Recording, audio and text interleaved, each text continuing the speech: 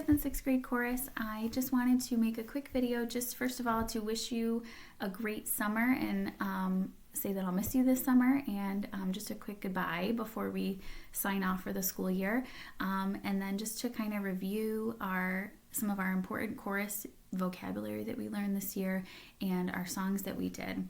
So what I'm going to do is make this video. I'm going to put it on Mrs. Drake's Music Room YouTube channel. You're obviously seeing it in an announcement on either Seesaw or Canvas, and you don't have to do anything. It's not an assignment. You are done. If you've made up all your work, you're done with chorus for this year, but this is just like an activity for you to do to review.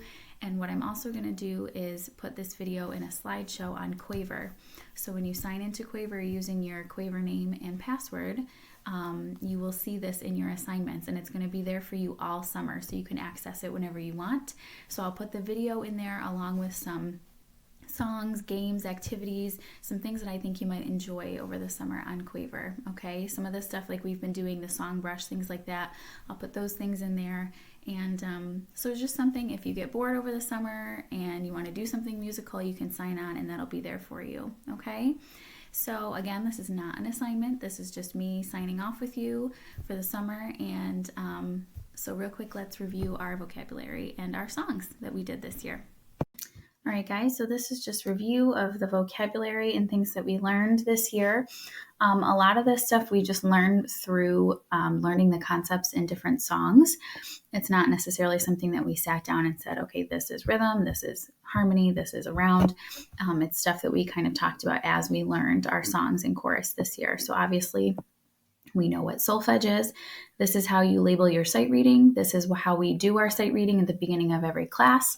And as a warm-up, we always sing our solfege scale. Remember, this is going from low to high, right? We can also sing pitches instead of solfege names. They're basically two different ways of singing the right pitch, making sure that your voice is singing where it should be. It's not too high, it's not too low. It's matching the pitch that's being played or sung for you. So one way is to do solfege, and one way is to say the note names, which is A through G, and how we read them on the staff. The 5 lines are every good boy deserves fortnight or fudge and face in the space. So those are the order of the letters when you're labeling them on the music staff.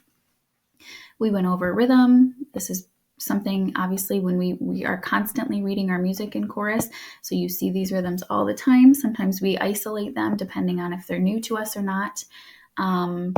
Syncopa is something new this year that we're going to kind of go over next year. We didn't really isolate that this year, but I put it on there because it's something that you should know at this point in your musical career here. So those are just things that we have experienced so far in terms of rhythm. Our voicings, part 1, if you are a part 1, you sing higher. If you're a part 2, you sing lower. And that comes into play when we have harmony, which means that we're singing more than one note at the same time. We also, part of harmony is a round or a canon, which is when you sing the same melody or the same tune, but you start it at different times. Okay, so a lot of our warm-ups are rounds or canons. When we do counting songs, sometimes we do it in a round. Part 1 starts, part 2 starts right after. In terms of musical form, these are just some words that we started to use in our vocabulary as we learned different songs. The lyrics are the words of the song. The verse is the sections in between where the words change, but the melody or the pitches stay the same.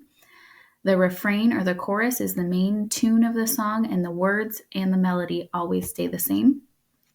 The bridge is like a C section or some different part of the song. So if we talk about the verses being the A part, refrain being the B part, the C part would be the bridge. So it's different music, different lyrics. Sometimes there's an intro to a song, which is like a short little phrase. A phrase is a short melodic piece of music. And then we also worked on finding our coda and our DSL coda signs in our music to go back and forth. The coda is like that extra ending. For notation, this is just how we read and write music. These are some symbols that we see in our music that we need to know what they are. The treble clef, obviously, is always in the front of your staff. The staff is the 5 lines and 4 spaces. Measures are the chunks that break up the notes, and sometimes we call those bars. and they're usually numbered for us. We separate each measure with a bar line. The double bar line tells us the end of the song. Sometimes we'll see those 2 dots, and that tells us to repeat back to the beginning. Then obviously we have the coda, which is the extra ending, the DSL coda or del signo sign, and a tie ties 2 notes together. And we haven't really talked about accents, but accents are more of a way, they look like a little caret over your music, and that tells us that we really want to be strong when we sing those words or those notes. Meter, pretty self-explanatory. Any of our music that we've sung has been in either 4/4, 2/4, 3/4, or 6/8. It's just the feel of the music, how we organize the beats. Dynamics and tempo tell us about musical expression, so this helps us make our music more interesting. And we've looked at these dynamic markings in our music. We should know what they mean. And in terms of tempo, we don't really talk about the tempo. I kind of set the tempo for you as part of my conducting and part of us just practicing the songs, but we're going to dive more into that next year. The mood is how the music makes the audience feel. So how are we expressing the music and the lyrics appropriately to create the right mood for the audience? And then these are all, these next 3 are things about singer's technique. So posture, breath, your diaphragm is where you breathe from, and using tall vowels.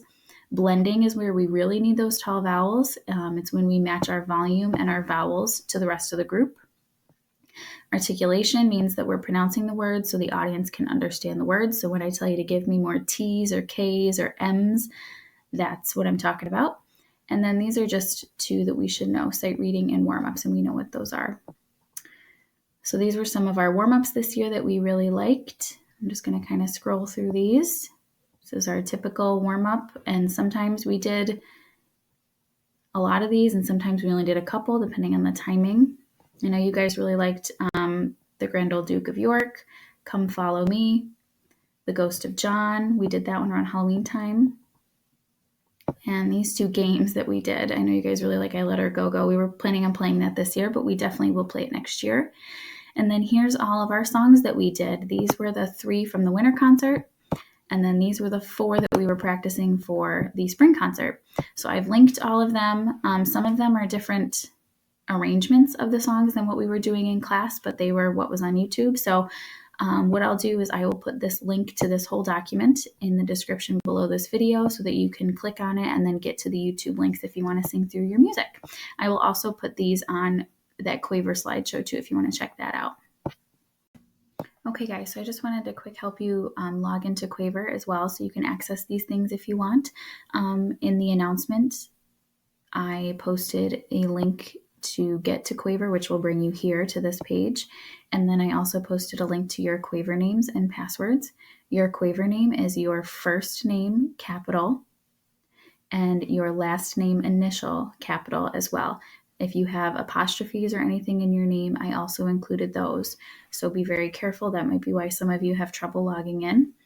And some of you, if you have like a common name or a Quaver name that was already taken, I put 222 after it. So be very careful of that too. Check that document, click on the link, and it will take you to the PDF document so you can see what your Quaver name is.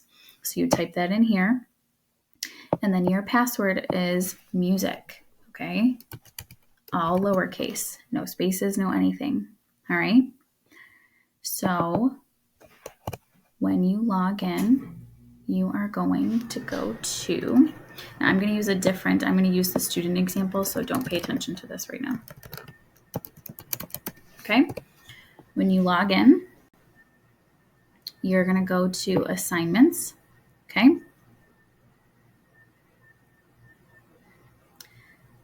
And this won't happen for you. This is just because I'm using the student example. So I'm going to click this. And this would be where all of your assignments are. And this is where the slideshow is going to be. It's going to show up in incomplete because I have to assign it to you for you to be able to see it.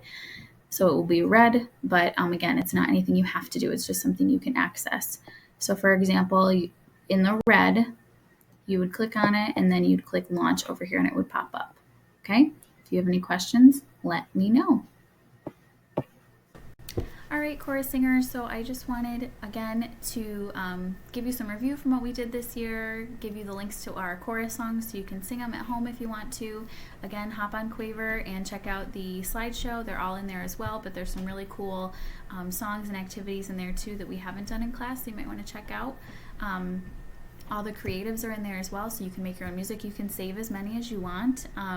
When you click into like Songbrush, for example, and you create your composition, click the blue menu button, and that's where you can save it. And you can also download it as an MP3 to your computer or device, so you can save it if you want to and share it with people. So if you want to check that out, that's awesome. If not, that's fine too. But I just wanted to say that I hope you guys have an awesome summer. I'm really sorry that it didn't work out this year with our spring concert. I was really excited for it. But again, that doesn't mean that we're not going to keep those songs in our repertoire or our toolbox so that we can pull them out again. And I don't know what chorus is going to look like next year. We don't know what school's going to look like yet. But all I know is that I'm really excited to see you guys when we can come back, and I hope you have an awesome summer.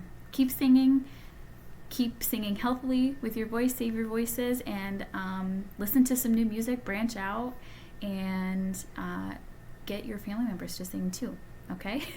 All right, I hope you guys have an awesome summer, and I will see you in the fall. Bye, guys.